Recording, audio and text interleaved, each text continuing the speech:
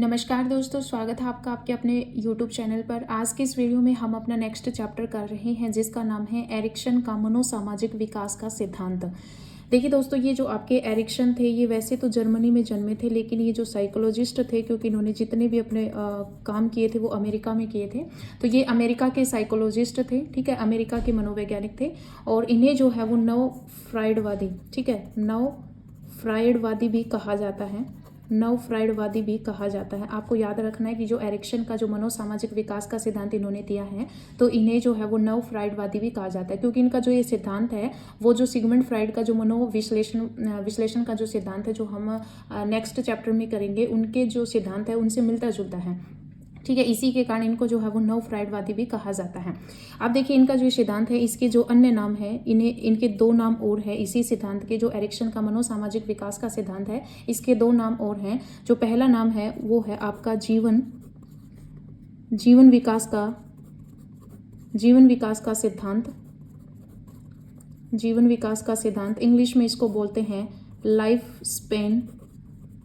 Spain theory या development theory.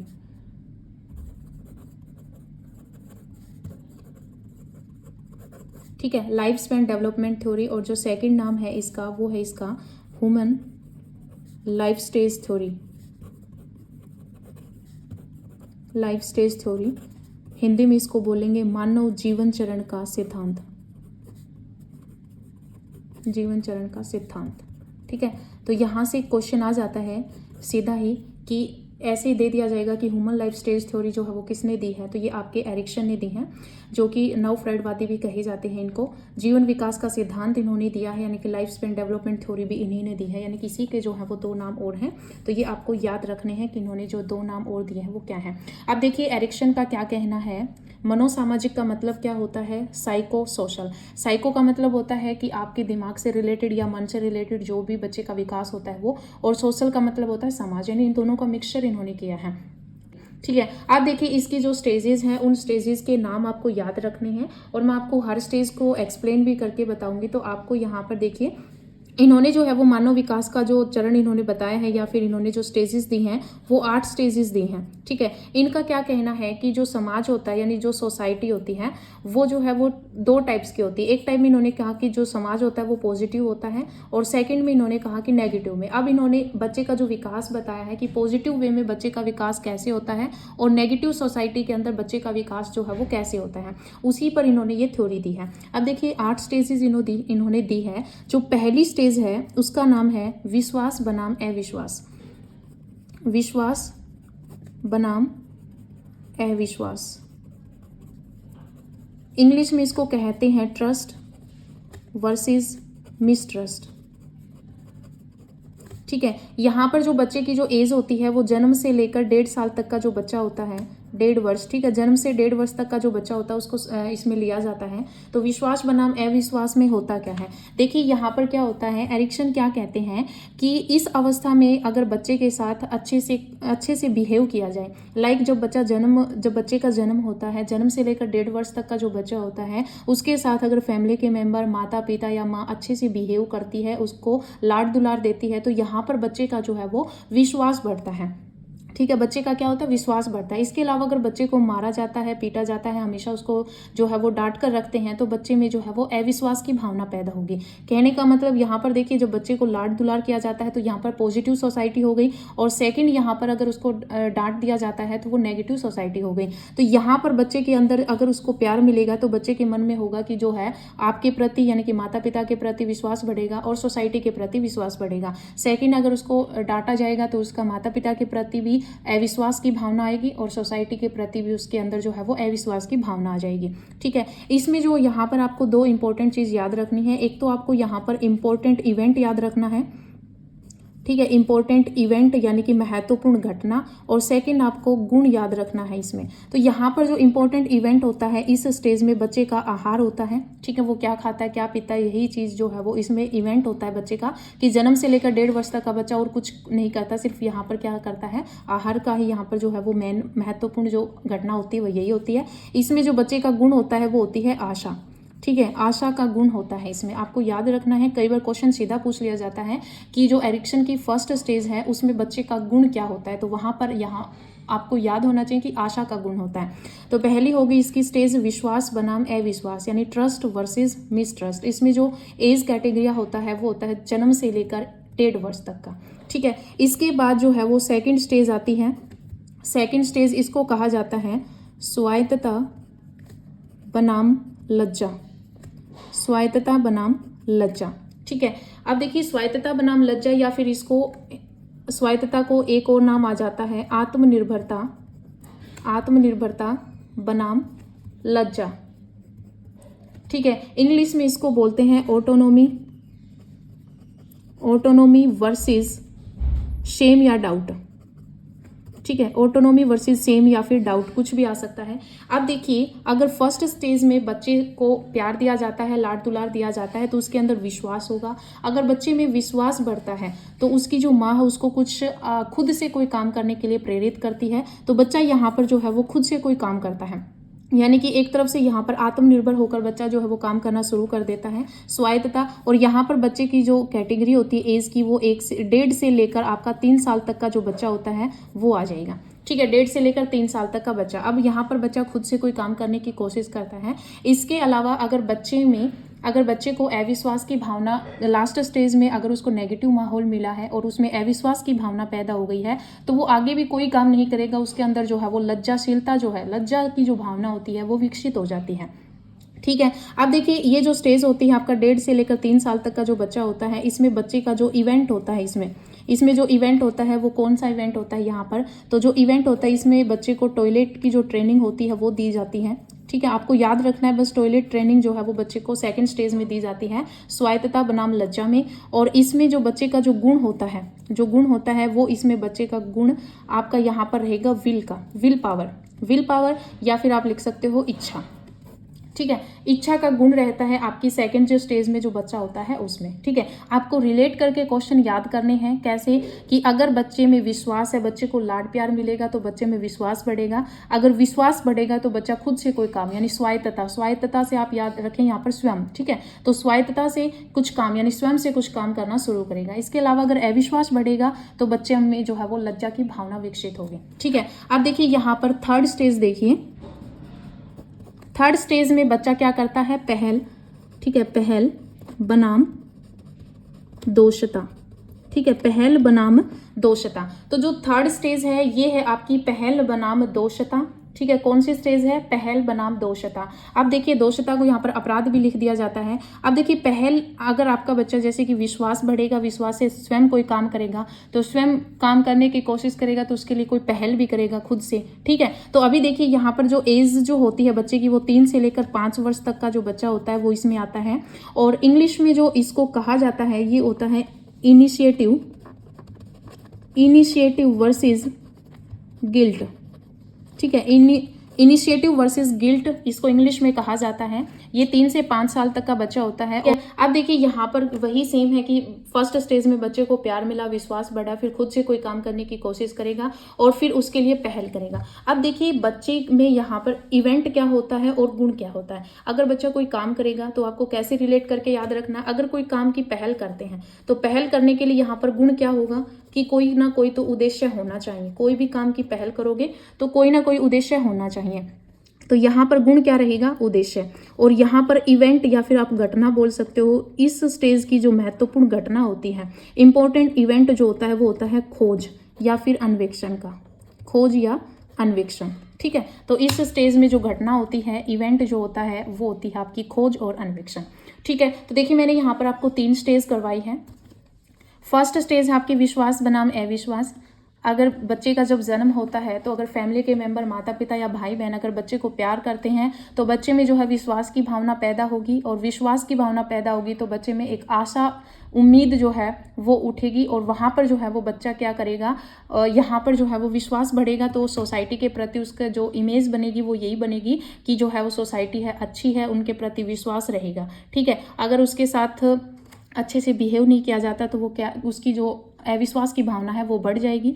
फिर यहाँ से आपको रिलेट करना है सेकंड स्टेज को, क्योंकि तभी आपको ये स्टेजेस जो है वो याद रहेंगे। विश्वास बनेगा तो यहाँ पर बच्चा स्वयं से कोई काम करने की सोचेगा, या एक तरफ से आप ऐसे याद रखें कि काम करने की सोचेगा। स्वायत्तता स्वयं, ठीक है, तो स्वयं से कोई काम करने की कोशिश करेगा। अगर अविश्वास बढ़ेगा तो लज्जा की भावना विकसित होगी, ठीक है। अब स्वायत्तता यानी स्वयं से कुछ काम करने की कोशिश करेगा तो उसके लिए उसको पहल भी करनी पड़ेगी, ठीक है। पहल करेगा तो उसमें पहल करने के लिए कोई उद्देश्य होना चाहिए, गुण इस तरह से आप रिलेट कर सकते हो। अगर लज्जा की भावना होगी तो अगर लज्जा होगी तो वो खुद को फिर क्या करेगा, दोष देगा, ठीक है। तो यहाँ पर 3 स्टेजेस हो गई। अब देखिए इनकी 4th स्टेज कौन सी है। अब देखिए एरिक्सन ने जो अपनी 4th स्टेज दी है उसका नाम है परिश्रम बनाम हीनता। परिश्रम बनाम हीनता, ठीक है। इंग्लिश में इसको कहते हैं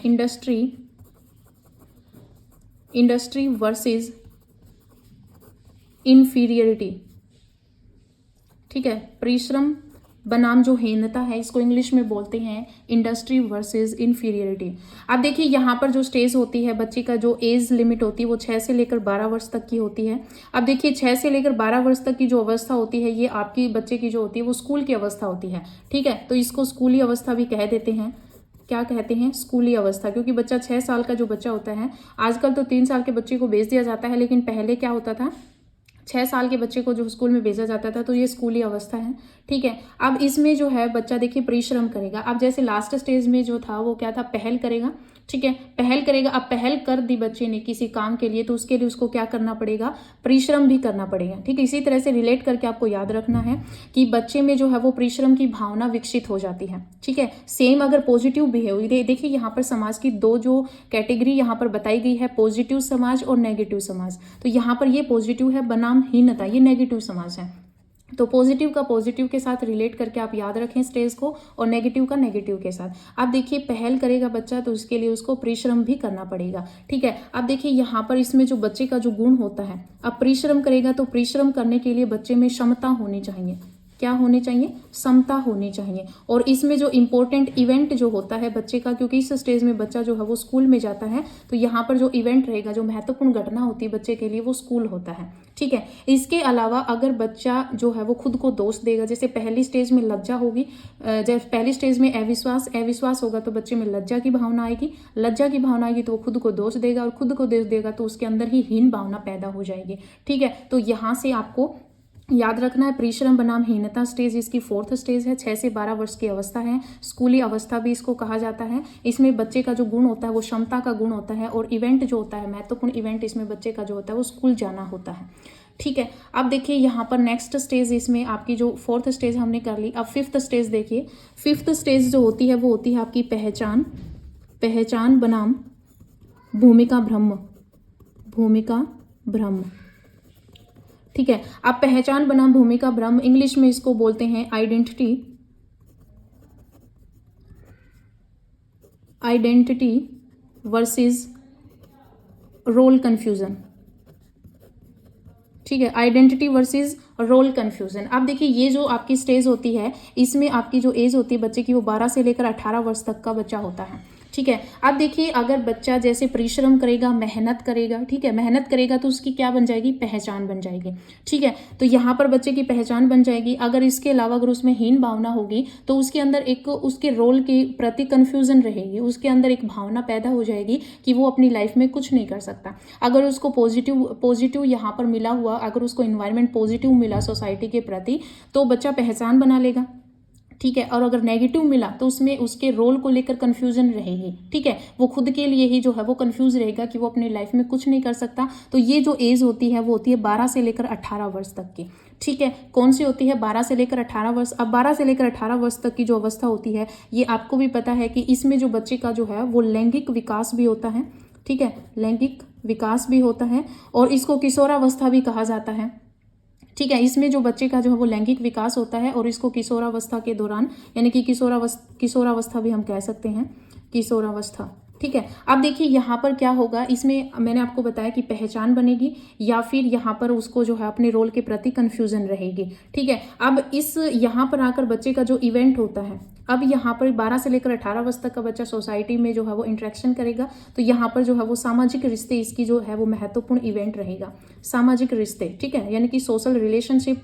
और इसमें जो बच्चे का जो गुण होगा, अब देखिए यहाँ पर अगर बच्चे की पहचान बनेगी तो निष्ठा होगी, यानी निष्ठा की भावना जो है वो यहाँ पर उसके बच्चे में गुण आ जाएगा निष्ठा का, ठीक है। तो यहाँ पर पहचान बना ली। अब 6th स्टेज देखिए, अब बच्चा क्या है, पहचान बन गई उसकी, तो पहचान बन गई तो अब सोसाइटी में उसके घनिष्ठ संबंध बन जाएंगे। पहचान बन गई तो यहाँ पर नेक्स्ट जो स्टेज रहेगी वो रहेगी घनिष्ठता बनाम ए लगाओ, ए लगाओ बोल सकते हैं, या फिर आप एकाकीपन कह सकते हैं, ठीक है, एकाकीपन, घनिष्ठता बनाम एकाकीपन या ए लगाओ। इंग्लिश में इसको आप बोलोगे इंटीमेसी वर्सेस आइसोलेशन, ठीक है, इंग्लिश में क्या बोलोगे, इंटीमेसी वर्सेस आइसोलेशन। अब देखिए ये जो एज होती है इसमें 18 से लेकर आप 35 वर्ष तक की एज को शामिल करोगे इसमें, ठीक है। अब देखिए अगर आपको यहाँ पर रिलेट करना है लास्ट स्टेज से, अगर बच्चे की पहचान बन गई तो वहाँ पर घनिष्ठ संबंध बन जाएंगे सोसाइटी में, ठीक है, सोसाइटी में उसके घनिष्ठ संबंध बन जाएंगे, सभी उसकी वाई करेंगे, ठीक है। यहाँ पर एक तरफ से वो एक ऐसा बंदा बन जाता है जो कि सोसाइटी में उसके अच्छे संबंध है, खुद एक अच्छी नौकरी कर रहा है, ठीक है। इसके अलावा अगर उसको नेगेटिव माहौल अगर मिला है शुरू से लेकर लास्ट तक, तो जैसे उसको रोल कंफ्यूजन रहा, फिर वो सबसे ए लगाओ यानी सबसे अलग हो जाएगा और अकेला रहना यानी कि एकाकीपन की जो भावना है वो उसमें विकसित हो जाएगी, यानी कि वो हमेशा सोचेगी कि उसके साथ तो कोई नहीं है, उससे वो सोसाइटी से जो है वो अलग हो जाएगा और एकाकीपन जो है वो उसमें आ जाएगा, ठीक है। अब देखिए जो घनिष्ठता बनाम ए लगाओ जो है इसमें जो है, क्योंकि 18 से 35 वर्ष तक की जो अवस्था होती है ये आपकी, यहाँ पर आप लिख सकते हो पूर्व प्रौढ़ावस्था, ठीक है, ये जो स्टेज होती है पूर्व प्रौढ़ावस्था की होती है। इसमें जो महत्वपूर्ण घटना होती है या फिर आप लिख सकते हैं जो इवेंट होता है, जो इम्पोर्टेंट इवेंट होता है वो होता है इंटीमेट रिलेशन, ठीक है, वही सेम आपका यहाँ पर सोसाइटी के प्रति रिलेशन ही हो जाएगा, तो यहाँ पर इंटीमेट रिलेशन जो है वो सेम यहाँ पर इवेंट रहेगा।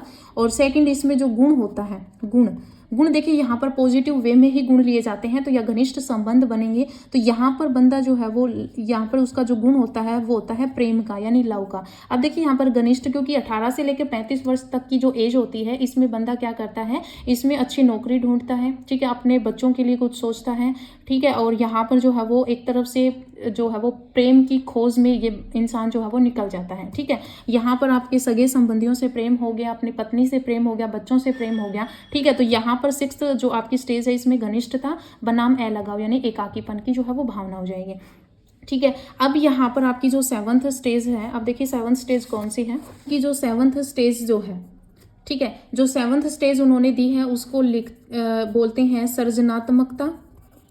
सृजनात्मकता आप बोल सकते हो, या फिर सृजनात्मकता की जगह आप उत्पादनशीलता बोल सकते हो, उत्पादनशीलता, ठीक है, उत्पादनशीलता बोल सकते हो। और बनाम ठहराओ, ठीक है, इंग्लिश में आप इसको बोलोगे जनरेटिविटी वर्सेस आपका हो जाएगा स्टैग्नेशन, ठीक है, जनरेटिविटी वर्सेस स्टैग्नेशन, यानी कि अगर आप घनिष्ठ संबंध सोसाइटी के प्रति अगर घनिष्ठ संबंध बना लोगे तो देखिए यहाँ पर अभी तक आपने क्या किया, अपने जीवन में संघर्ष किया, मेहनत की, ठीक है, तो यहाँ पर क्या करता है उत्पादनशीलता, यानी कि अपने खुशी परिवार के लिए यहाँ पर क्या करता है उत्पादनशीलता। यहाँ से एक तरफ से ये देखिए कि इंसान जो है वो अच्छा जीवन व्यतीत कर रहा है। अब यहाँ पर ये जो एज होती है आपकी यहाँ पर होती है 35 से लेकर 65 वर्ष, कहीं पर आपका 60 वर्ष भी लिखा हुआ मिल सकता है, तो 35 से लेकर 60 वर्ष तक की एज में इंसान जब आ जाता है तो यहाँ पर वो क्या करता है, सिर्फ और सिर्फ अगर कुछ भी करता है अपने बच्चों को, अपने परिवार को सुख सुविधाएं उपलब्ध करवाने के लिए करता है, ठीक है। तो यहाँ पर उत्पादनशीलता में रहेगा कि वो अपनी फैमिली को, अपने बच्चों को जो है वो सुख सुविधाएं उपलब्ध कराने की कोशिश करेगा। अगर उसको पॉजिटिव माहौल मिला है, शुरू से लेकर लास्ट तक पॉजिटिव माहौल मिला, तो यहाँ पर इस स्टेज में 35 से लेकर 60 वर्ष की अवस्था में वो क्या सोचेगा, अपनी फैमिली को जो है सारी सुख सुविधाएं उपलब्ध कराने के बारे में ही सोचेगा या फिर कोशिश करेगा, ठीक है, कि उनको हर एक चीज़ जो है वो मैं प्रोवाइड करवा सकूँ।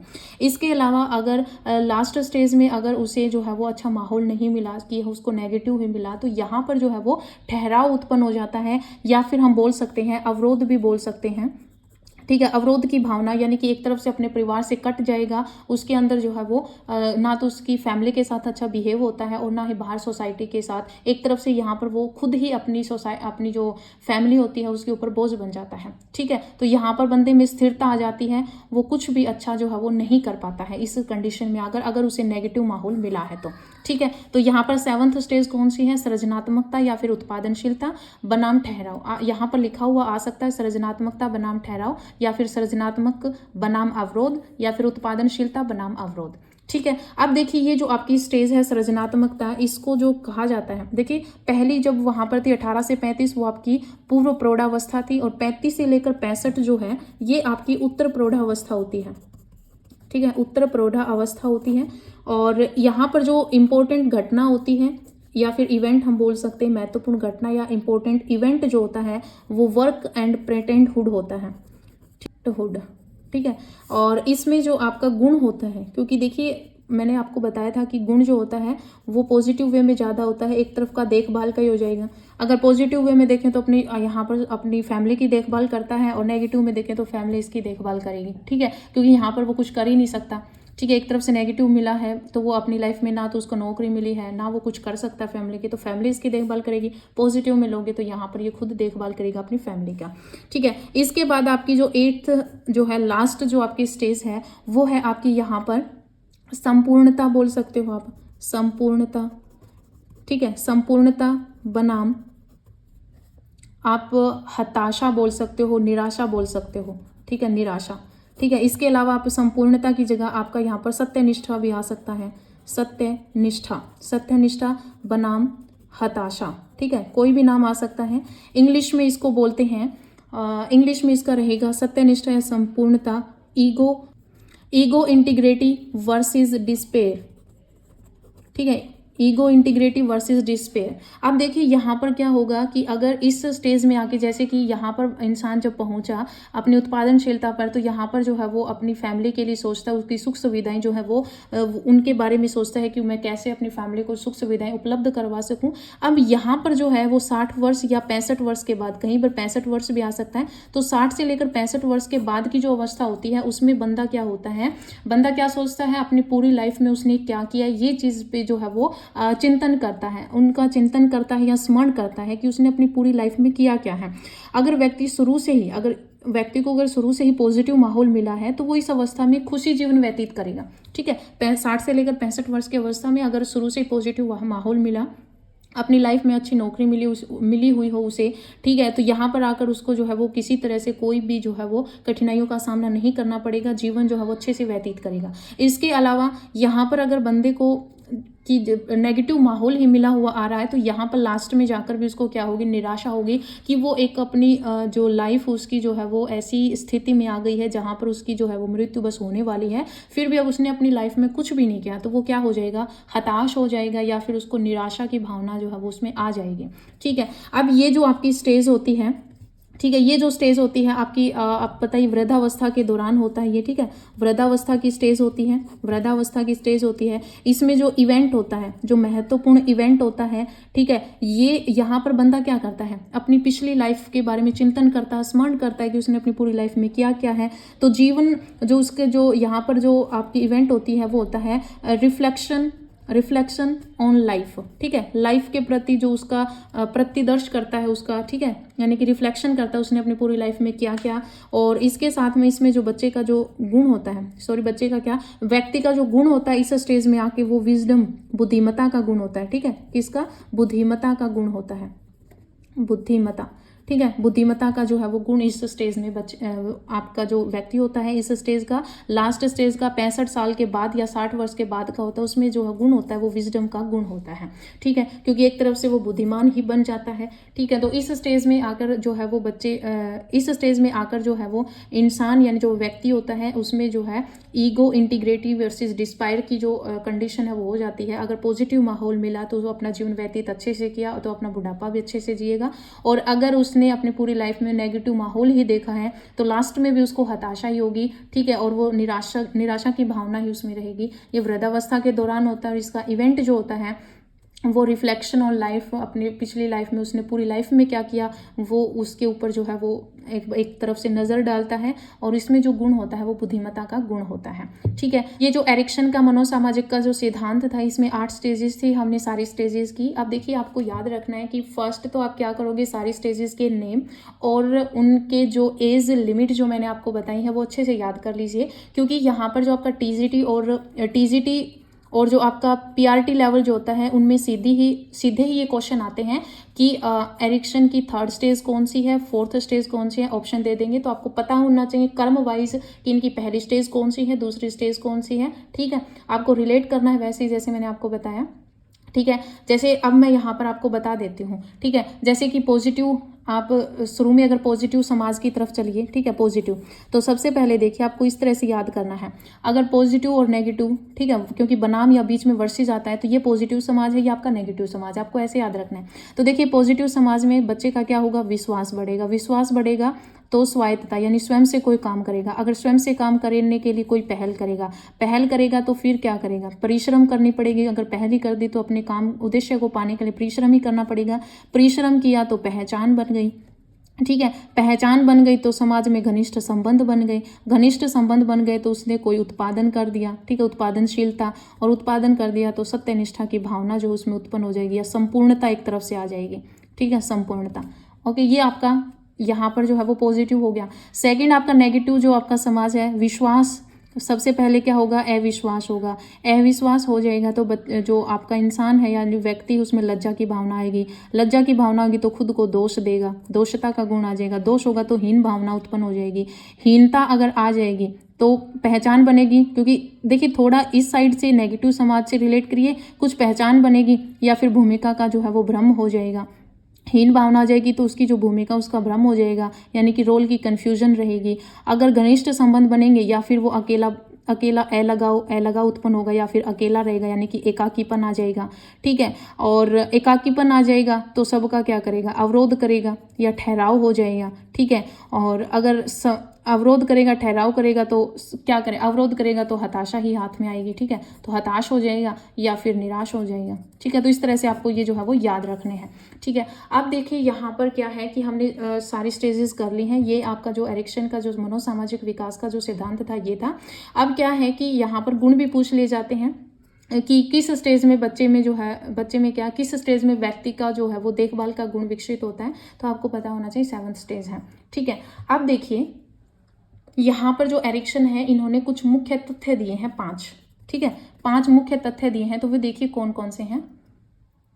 अभी देखिए, इन्होंने जो 5 मुख्य तथ्य दिए हैं उनको मैंने पहले ही लिख लिया है। यहाँ से कैसे क्वेश्चन आता है कि आपको कोई भी इनमें से 3 दे देंगे, एक 4 जो 4th आपका ऑप्शन रहेगा वो अलग से दे देंगे, तो उनमें पूछ लिया जाएगा कि इनमें से कौन सा उन्होंने जो सिद्धांत है या तथ्य जो है वो नहीं दिया।